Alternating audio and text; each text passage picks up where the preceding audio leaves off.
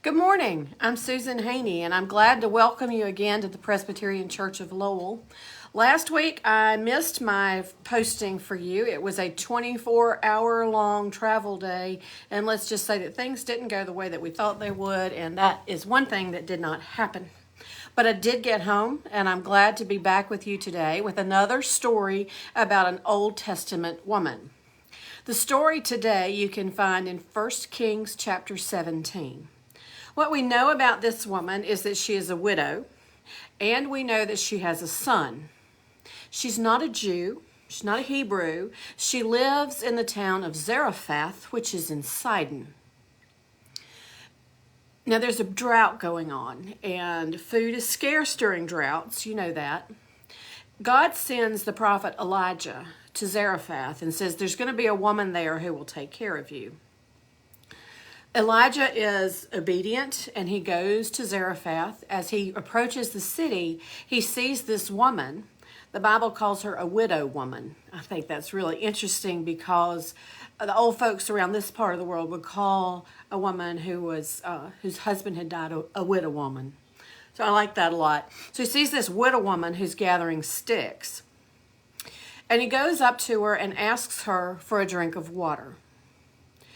The ancient Near East is a much different place than our world today. I put myself in the place of that widow, and I think, you know what? Some strange man with a strange accent is coming to talk to me, and I'm probably going to go the other direction. I'm not even going to listen to what he wants, and I am not going to heed his request.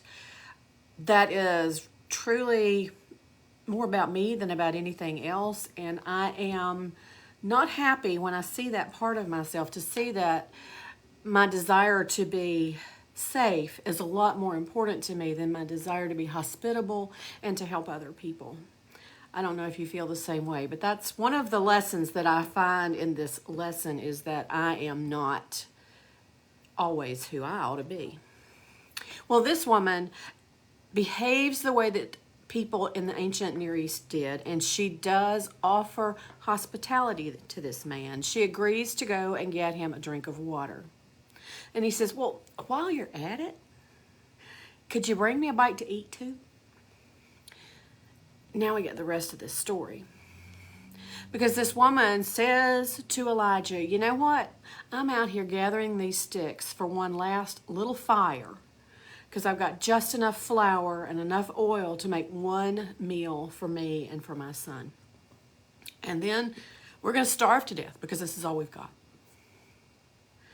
Elijah looks at her and he says, well, if you will go and just make me just a little cake and bring it to me first, then the God that I serve, the God of Israel, will make sure that your flour and your oil don't run out until it rains again.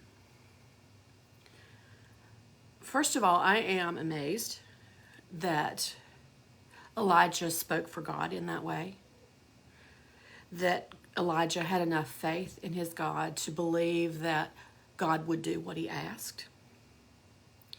More importantly than that, I'm amazed that this woman apparently had faith not only in Elijah, this strange man, but also in the God that he served, because she did exactly what he asked. And she made him a little cake and brought it to him first. As a parent, I'm not likely to feed a stranger before I feed my child. Don't know about you. Again, that's another one of my self-serving and selfish actions. But this woman did as he asked. And indeed, the God of Israel ensured that this woman kept enough flour and enough oil to feed herself, her son, and Elijah until the drought ended. But the story doesn't end at this point. At some point during the time that Elijah lived with this woman, her son became ill and died. This woman was furious with Elijah. She said, you came into my house and you brought the attention of your God to me. And he looked at all the things that I've done in my life, and he decided to punish me by taking the life of my son. What in the world are you doing? Why are you here? Why have you allowed this to happen to me?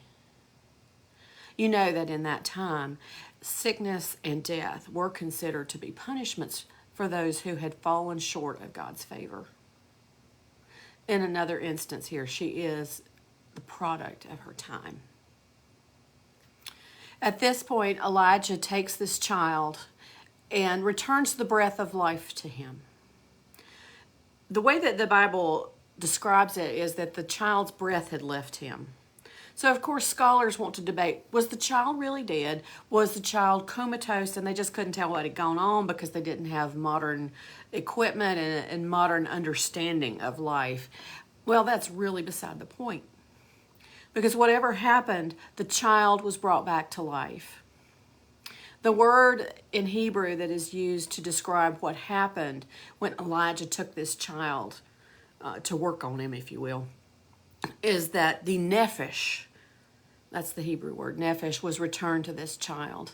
Nephesh is an important word in Hebrew. You find it the first time when God breathes the breath of life into Adam in the first 2 chapters of Genesis. And that word there is nephesh.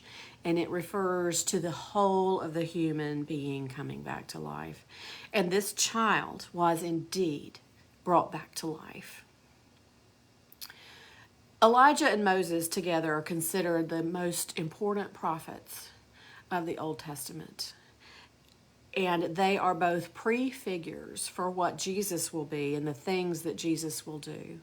In this story of the widow of Zarephath, we find that Elijah was able, just like Jesus, to multiply food and to bring life back to those who were dead. I hope that later on today you will take out your Bible and you will read this entire story in 1 Kings chapter 17. It is an important story because Elijah is a very important prophet and a very important personage in the Old Testament. We're not finished with him. We'll talk about him some more later. And this Sunday, you don't have any excuse for not being in church, either in person or online. I hope you'll find the place where you feel good about being there and that you will have a great and wonderful weekend. And next week on Thursday morning, I'll see you again with another story about a woman from the Old Testament. Thank you. Goodbye.